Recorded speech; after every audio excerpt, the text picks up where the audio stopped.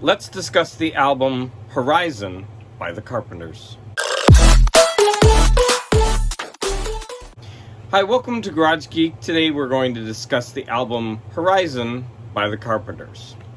Now recently I put up a video of clips of the Carpenters. I did a shorts and I did a long form video, and it's kind of gone viral for me. At the current time, I have over 2,000 views. There is such a huge fan base of the Carpenters. The fans out there want Carpenters. This album, Horizon, is the 6th studio album of the Carpenters, and it clocks in at a mere 34 minutes and 53 seconds. If you actually look at the vinyl, you're going to see that there's this huge end ring, which means all of this space is not used on the album, and it's like that on both sides. So this really is a short album. They could have easily fit at least one more song per side. Okay, let's go ahead and look at the packaging of the album because it's kind of interesting. It's a little bit different. So I was in the process of taking off the sticker, and I figured why not leave it on. I got this beautiful album for 99 cents. I don't remember how long ago it was, but that is a bargain bin album, and it's a beauty, and it's in mint condition. This is the cover with no writing. It's just a picture of Richard and Karen Carpenter. And then when you turn it around, you see that it has a flap, and it's like an envelope. And we have interesting quad CD4, which I'm going to talk about in a little bit, so remember that. And then you have the name of the album like it's a letter stamp. And I guess this is going to all tie into the Please Mr. Postman song, which I'm going to talk about in a little while. And then when you open the flap, you get all of the information about the album, and then you get the names of the songs in really large font. So I'm going to say that this back is kind of a missed opportunity. We didn't need all this large. I would have preferred more pictures of the Carpenters here, maybe in the studio or something like that. And then when you look at the inner sleeve, oh, by the way, this is really sturdy. It's like a really thick carton. And then when you look at the sleeve, you get a picture, which I really like. But again, there's all this empty space around them. And then you get the song lyrics. This was released by A&M Studios. What they used was they kind of used a new process, which was called 24-track recording technology. And the Carpenters, oh, that was off center. And the Carpenters actually spent many, many hours in the studio experimenting with different sounds that are heard on this album. And it's got this weird title because it's called 30 technology. And it says that means it's 30 inches per second. I have no idea what that means, but hey, it was a new technology that they were experimenting with that used 30 inches per second. Maybe that's the tape loop. So this album broke their top 5 album streaks of having albums in the US top 5. This album only reached number 13, although it was really successful in the UK and Japan. And I kind of want to stop there for a second, because a friend of mine, after the military, we both went to Japan and we taught English in Japan. And we both saw how fanatical almost the Japanese are over the Carpenters. And I'm probably going to say it's not just the Japanese, it's probably Asia. I could be wrong about that. And so even in the United States, as I put that video up, you can see that the Carpenters have such a huge fan base. We're going to talk about Please Mr. Postman when the song comes, but Please Mr. Postman was released as a single 7 months actually before this album. It was the album's biggest hit, and it was their biggest hit worldwide. The second single was Only Yesterday, and the third single was Solitaire. And I will actually talk more about Solitaire when we get there. The first 2 songs on the album were written by Richard Carpenter and John Bettis. So I'm going to go ahead and talk about John Bettis so we get an idea of who he is.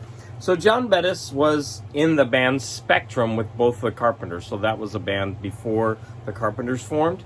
And he wrote many songs for the Carpenters and for a lot of other people. He had a wildly successful songwriting career. So for example, he wrote Crazy for You, which Madonna made a hit, and Human Nature, which Michael Jackson made a hit, and so many others. And he also wrote a lot of the Carpenters hits, or helped write a lot of the Carpenters hits. The first song on the album is Aurora. A tolling bell rolling down the alleyway. Now, Aurora is a beautiful lead-in track for this album. It's mostly Karen with light piano in the background, but then when it comes to the chorus, we will hear orchestration. And so it really sets the mood of this album, right? This is going to be Karen Carpenter singing with light orchestra and instrumentation throughout this album. And this sets that up.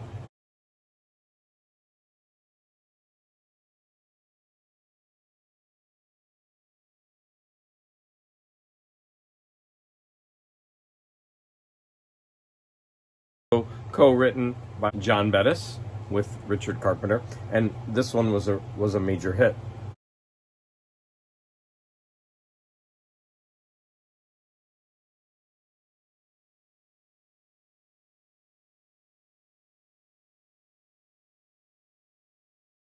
The third song on this album is a remake of Desperado, which was on the 1973 Eagles album Desperado.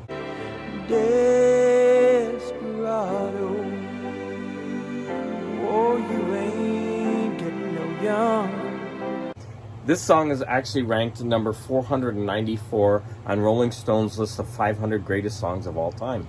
Many people have recorded this song, notably Linda Ronstadt. I believe it was Don Henley stated that it was because of Linda Ronstadt that their version of the song became a hit.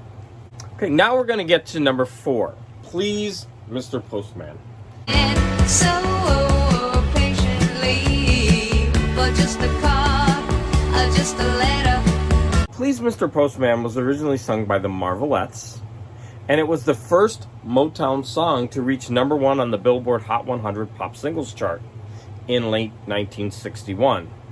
It was also a number 1 hit on the R&B chart. There must be some word today from my boyfriend so far away. This song was also a number 1 hit for the Carpenters in early 1975. And like I stated before, this song actually came out 7 months before the album. And I want to stop here because this song is a good song. Please don't get me wrong. I'm not putting this song down in any way, shape, or form. I don't think it belongs on this album. It kind of ruins the mood. So if you listen to it, it's very upbeat, and it just doesn't fit with everything else going on in the album. Now, after learning that they recorded this song 7 months before and it was a hit, well, they had an obligation to put it on this album. But I wonder if in the time that this was a hit and the time they were making their albums, they had come up with a concept for the album, but they were obligated to put this song on there. This song really does break the flow of the album. And you're going to see what I mean with the final song on side 1.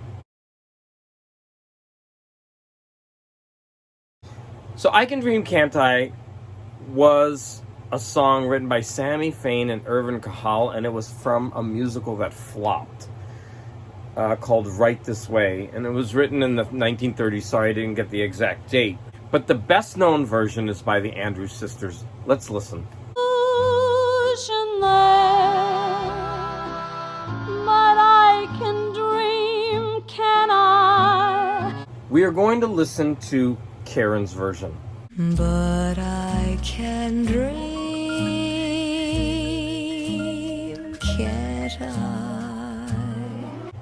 So when you hear this song, you really can hear Karen's vocals and how beautifully she sings. And hearing a couple of songs on this album makes me really wish that Karen had been able to do a standards album like other pop singers have done. Right? I'm talking Linda Ronstadt, Tony Tennille. I mean, the list goes on. But if she had done a full album or set of albums of American standards, that would have just been to die for. In this song, you can hear how she would have killed those songs. Side 2, there's only one song written by someone else. All the rest of the songs are by John Bettis and Richard Carpenter, co-writing all the songs. So Solitaire was originally written by Neil Sedaka and Phil Cody. Was his love through his indifference. So Neil Sedaka was inspired by Chopin for the chorus and Roberta Flack for the verses. And Phil Cody came up with the lyrics based on his recent divorce, and he'd been playing solitaire, the card game, as a coping mechanism. Definitely reflected in the lyrics. Neil Sedaka recorded it in 1972 with members of 10cc, including Godley and Cream. Now, unfortunately for the Carpenters, this single started their downturn in popularity. Richard felt that this song really showcased Karen's voice, and I wholeheartedly agree. But Karen never liked this song. I'm so sorry, Karen. I 100% disagree with you. You sound amazing on this song, and you did a fabulous job with the vocals.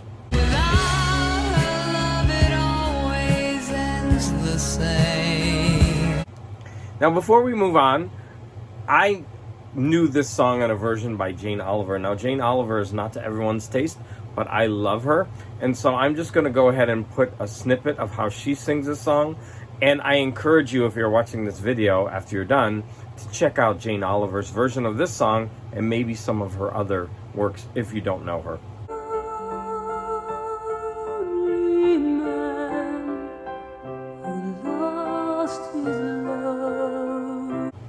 Now, the next 4 songs, they're all co-written by John Bettis.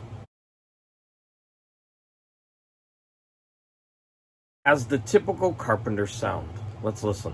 From being with you, all at once my life is changing, and I know it's 'cause I'm falling in love with you. The third song on this, on side 2, is called I'm Caught Between Goodbye and I Love You. Let's listen.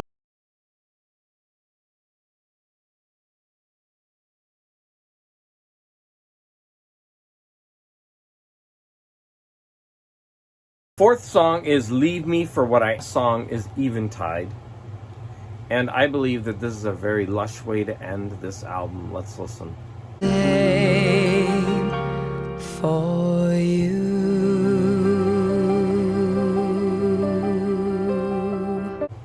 For the 2 sides of the album, I would rate side 1 as being better. But I do believe that Please Mr. Postman kind of ruins the flow of the album. Side 2 has Solitaire, which I think they do a phenomenal job on. And then after that, if you're a real Carpenters fan, you're going to get into these songs because they really do have a Carpenters feel, even though they weren't hits. They are enjoyable songs to listen to. Now, do I recommend this album? I do, with a caveat. If you're a Carpenters fan, you're going to really like the other albums better. This is, as I stated, it was kind of a downturn in their career, but I find a lot to really admire about this album, and I love that the way on almost half of the songs, or maybe more, they showcase Karen's voice with simple